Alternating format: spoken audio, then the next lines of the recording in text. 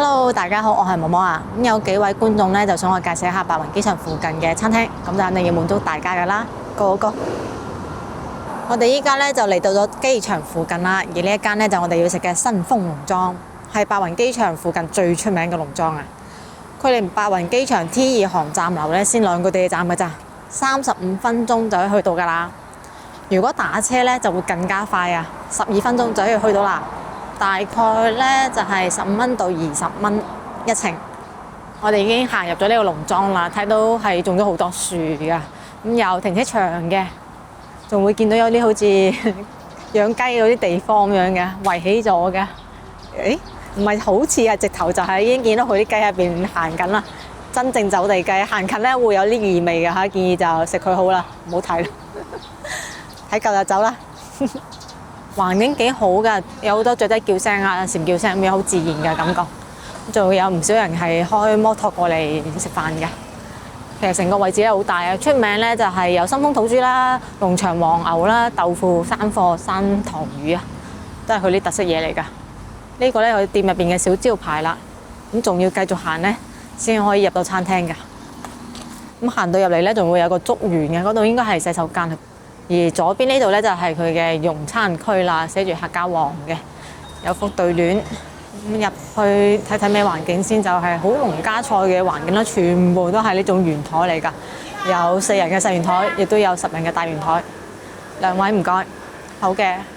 靠窗邊嘅位置咧就可以睇到出邊嘅竹林㗎啦，個環境都可以㗎，有好多大風扇啊，少少地嘅空調都涼爽嘅。嗱，咁窗邊位咧睇到佢外邊嘅水塘㗎，個水池入邊咧係養緊佢啲山塘鯇魚啊，仲種咗棵好似係蓮霧喎，有竹林有水果咁樣，好自然啊！呢度真係吊水玩啊！嗱，唔好睇個池咁大啊，佢哋冇嘢食㗎，喺入邊搏命游嘅都得㗎，吊到咁乾淨晒就好食㗎啦。坐咗就睇菜單啦，咁有一張咧係紙嘅啫，睇到呢個啊印度飛餅。就由26蚊到29蚊嘅啫，價格唔貴。之後咧，我哋睇睇佢嘅呢本菜單啦，因為係農家樂嘅菜單，所以就好樸素啊。呢個嘅新豐土豬湯咧好出名嘅，48蚊細煲，68蚊大煲，咁份量咧係有寫㗎啦。之後咧就仲有得食釀豆腐啊、蛋角煲啊咁樣嘅，撈雞，咁仲有個各種湯啊，山泉水燉湯都係48蚊細煲，68蚊大煲嘅，咁仲有得食大盤鴨啊。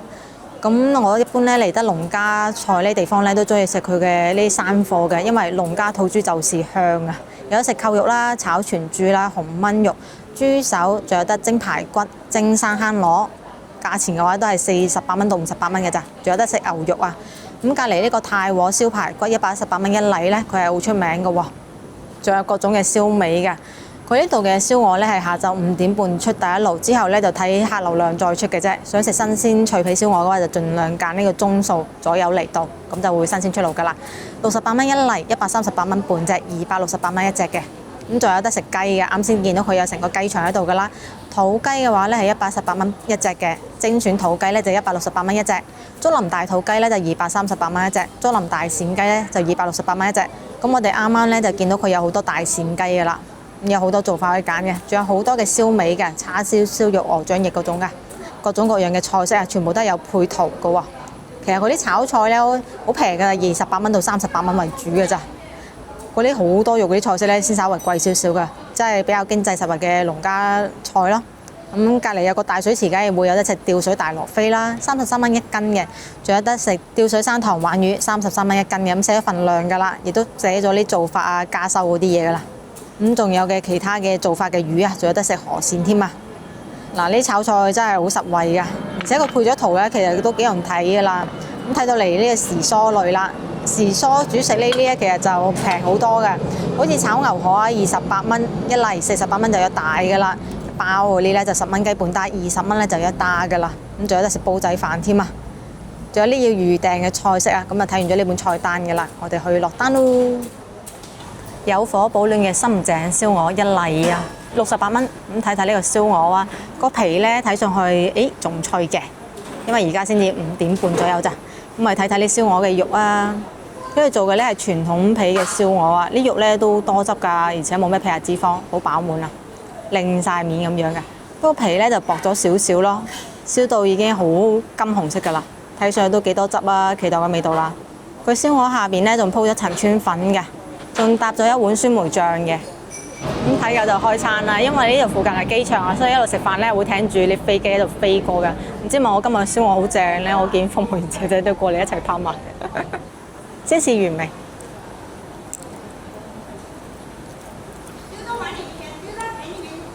唔會太過鹹嘅，但係我覺得都唔算好出色咯。即係如果呢個程度嘅話，我就會諗唔明佢點解會出名咯，有啲普通。試一試點埋個酸梅醬。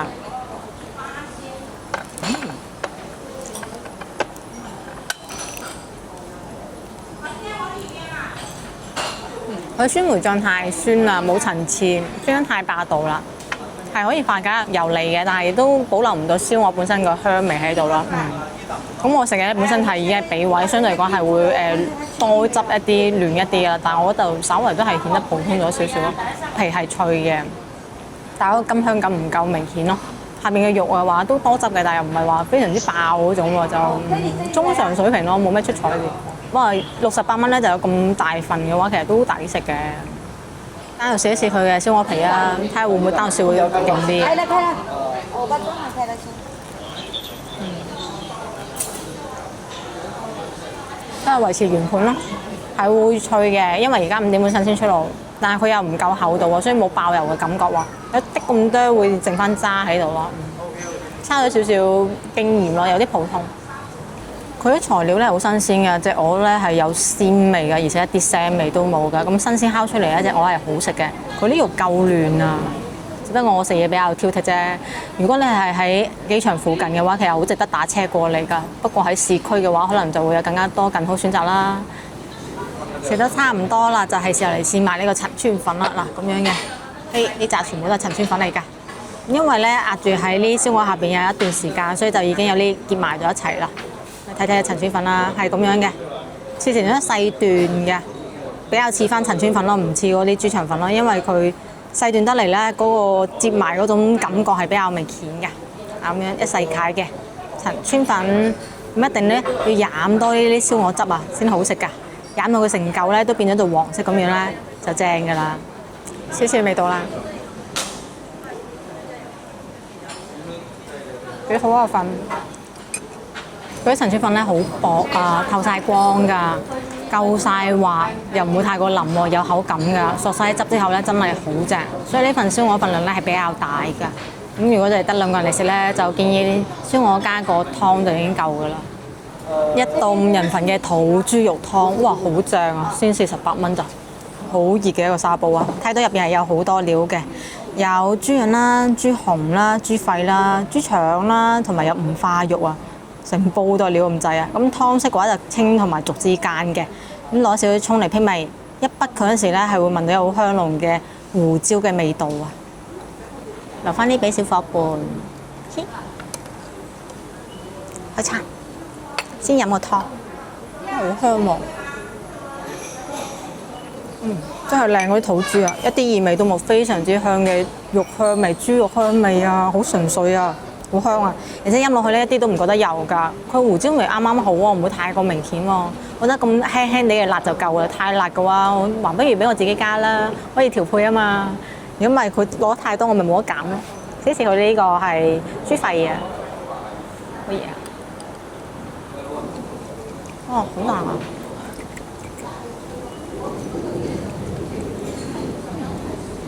超彈啊！爆汁合緊而家好有彈性，個豬潤睇落去都好靚啊，而且好厚切，好大塊豬潤啦。嗱，豬潤咧係好講求食嘅時間嘅，所以建議首先就剝晒佢起身，食晒佢先。佢係搭咗辣椒豉油㗎，如果你嫌湯料太淡嘅話，可以點住辣椒豉油食㗎，就夠晒味㗎啦。輕輕咁有啲咁多熟果龍咯，嗱，左邊咧係熟得啱啱好嘅，右邊稍為熟過咗少少啫。掛住影相啊我，所以拍攝係會影響我呢個食一餐好飯嘅，係有啲起身嘅。如果早啲畢出嚟嘅話就完美㗎啦。咁我哋又點一點個辣椒豉油啦，夠晒味。嗰口感上面嘅少少遺憾可以彌補到嘅。呢啲嚿咧熟得啱啱好啦，好靚啊！佢豬潤全部都係黃沙豬潤嚟㗎，質感一流啊！就唔食晒佢啲豬潤先，老咗就嘥晒啦，咁靚嘅黃沙豬潤。豬雜之中咧就有腸嘅，試一試啊！不過就咁睇落去，充滿咗餡喎呢個腸。點個辣椒豉油先？我怕。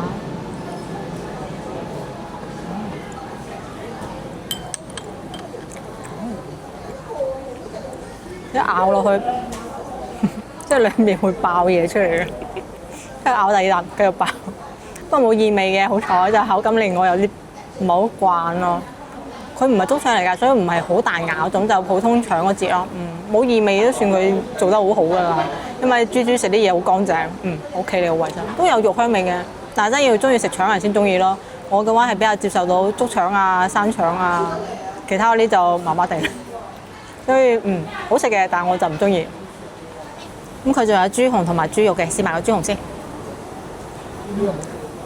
嗰啲咁多內臟全部都係冇異味嘅，好乾淨啊！係一隻好靚嘅豬喎。嗱，呢個五花腩咧，就真係有啲正嘅，咁大一塊，而且有好多塊嘅。點佢嘅辣椒豉油，之後就開餐啦，大嚿五花腩。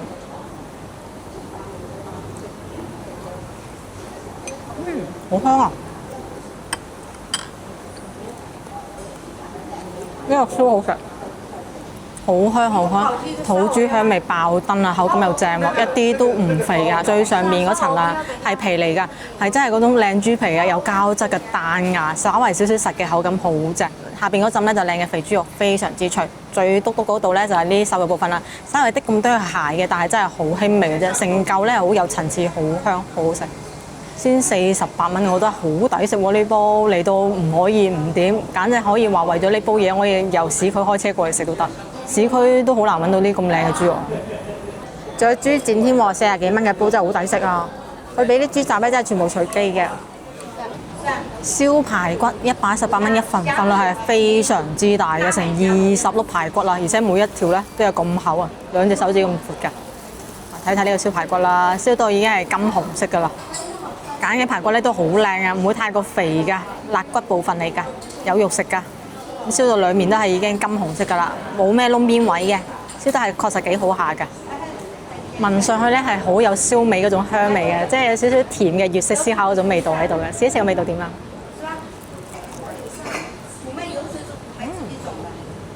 食喎，佢呢度啲豬肉好出色啊，超好食啊！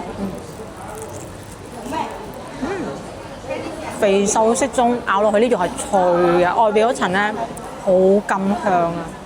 即係因為佢係烤過，所以最外邊嗰層都會稍微硬啲咁多嘅，但係入邊下邊啲肉真係好脆好多汁，一啲都唔肥，又唔覺得柴喎，調味啱啱好，鹹即咁多甜，即係會有一個漸進喺度啊，唔會太過齋鹹咁單調，或者齋甜太無聊。佢而家係一個漸進喺度，幾紅。嗱，另外一邊咧就厚啲嘅，可以好明顯睇得出佢啲肉咧係多汁嘅喎。而且咧係真係冇咩脂肪嘅，食落去咧就飽滿多汁，會爆肉香味嘅豬肉啊，肉質真係超正。食到尾調咧會有啲咁多鹹嘅就啱好，令到你咧唔厭啊。無論係搭飯食又好，齋食又好咧，都好享受啊。排骨表面咧係灑少少嘅孜然嘅，其實佢落嘅蜜糖咧又好少嘅，所以就唔會話有非常之明顯嘅甜味嘅。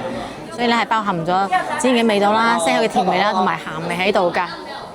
食下飯，多位客人喎 ，Hello 咪咪，佢咪想食嘢啊？但係我知道唔可以全面餵嘢食俾佢嘅，食咗有鹽分嘅嘢咧對佢哋身體唔好嘅。咪咪冇咩鏡頭感，怕醜的咪咪，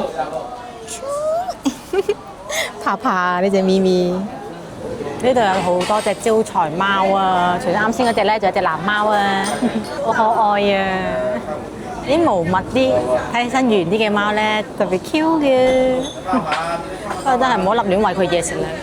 其實呢個農家菜份量咧就比較大份嘅，如果淨係真係得2個人嚟食咧，建議就可以搭一個湯加個細少少嘅炒菜咁樣咯。咁啊份量太大，你冇唔諗住打包咁咪嘥咗咯。佢出品好好啊，唔好嘥啦，食晒佢啦。因為呢度咧始終係農莊啊，所以佢啲電咧麻麻地嘅咋，成日都會跳閘㗎。食飯嗰時就有個心理準備啦。仲有咧就係會有飛機飛過聲音啊，所以係比較嘈㗎。食飽飽就埋單啦，食咗238蚊嘢嘅，咁喺美團埋單咧係會有幾蚊雞減嘅，所以實本咧係233蚊。呢度都算旺㗎啦，工作日咧夜晚呢餐都可以坐滿1/3㗎，唔係大時大節，普通工作日啫喎。份量咁大，梗係要打包拎走㗎啦，打包咗好多嘅排骨啦。咁呢個茶咧係涼茶嚟㗎，所以都幾好飲㗎。咁佢出品咧唔差，份量都幾大下，性價比高嘅。但係如果專程喺市區度開車過嚟嘅話，就覺得唔需要咯。但係如果你喺機場附近嘅話咧，就可以值得過嚟試一試嘅，都抵食㗎。咁今期影片咧就到呢一度啦。中意我影片想食地道菜式嘅，記得關注頻道啊，點個 like 啊，翻去俾身邊朋友就叫打開小鈴鐺啊，有新影片會第一時間通知你㗎。咁我哋下期見啦，拜拜。